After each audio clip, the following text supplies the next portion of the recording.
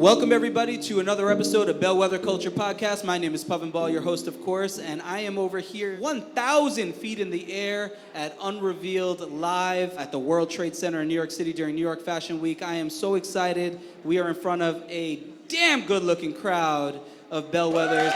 Cool. And today we are here with none other. He is the co-founder and CEO of Rarible, Alexei Falin. How are you? Welcome to the show. Hi. Happy to be here. Good deal, man. You sound it. So what I'm going to start with here is that we could read all about you. We could Google you. But in your own words, who are you? What are you all about? I started in crypto from 2012 and always been super interested in the space and technology. Before Rarible, I started two other companies, one in ad space and another in mobile space. And then in 2019, right after actually the consensus, there is a big conference here in New York. So after this conference, pretty much in the summer, we decided to start Rarible. You're in crypto, 2012 was an eternity ago, so super early on it. Like you weren't building a crypto company, but what was the aha moment? When did you decide to throw it at it? Back then, even in 2019, the tech wasn't ready, even for NFTs. Wallets, they didn't support showing your NFTs, so regular users, they can't use it. 2019, it was the first year when people could actually interact with NFTs. It started coming on my radar, and I feel like for the brand side of things, it was early, which was like December of 2019, going into like January 2020 is when then it's, the folks that we're following were like, all right, I got to pay attention. I got to figure this out. For you, was it the end of 19? Was it earlier? When did you launch with Rarible? So what got us excited about NFTs is that it's the same token on the blockchain, but it has visual. When it has visual, it just gives you tons of different use cases. It gives you emotional attachment. So it feels like it's super kind of interesting stuff, and it should be a lot of use cases. And then when you attach the image, everything changed. So yeah, we decided to unlock the creativity of the crowd and just allow people to mint their own NFTs and buy and sell them. So this was the first version of Rarible. It's just a minting tool and marketplace. Lots of marketplaces launching these days. So as we started really early, we had a luxury to build more than marketplace. We also built a protocol.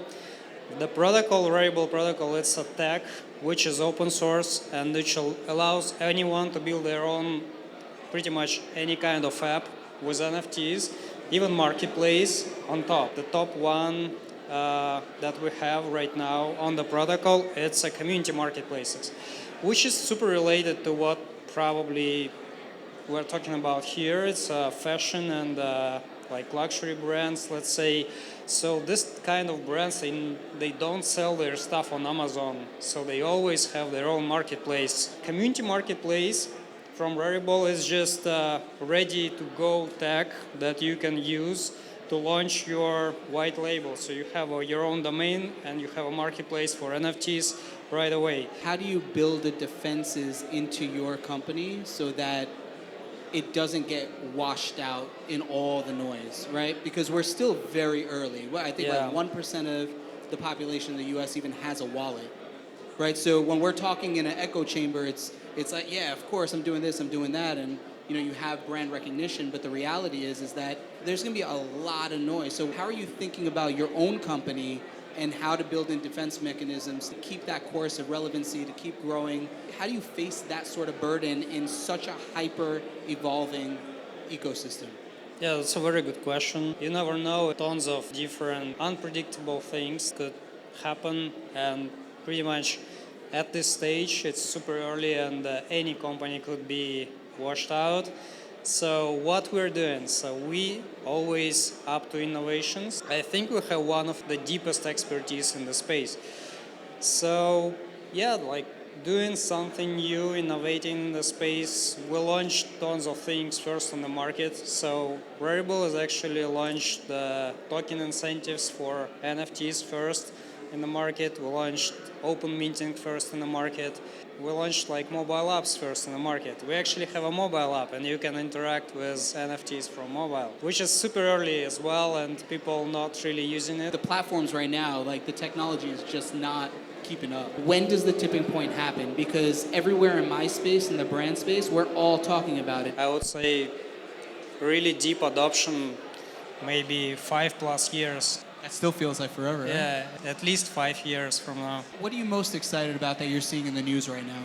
In respects to Web3, of course. Yeah, definitely. I'm really following how traditional brands are coming to the space because they have a lot of eyeballs, really big communities. They're doing some experiments. So far it's not really successful, in my opinion, but I think we will be there. What's next for you guys? How can people follow your journey as well as connect with you in the company? So for Rarible, again, like this big thing that we're working on is just community marketplaces. Every community should have their own marketplace. One thing that we're working on, aggregators. So it's like a Google for NFTs. You can find any NFT listing that exists in the multiple networks. So you can effectively buy, sell, like trade. Cross-platform consolidation? Yeah, we aggregate like... We were waiting for this, Alexei. It's already live. I know, this whole industry, that's all everyone's talking about, right? Like, when is that going to actually happen? So yeah, we're working on this. It's live. Go to rarible.com, try this out. It's more change coming. Everyone, Alexei Falin, co-founder, CEO of Rarible.com. Thank you.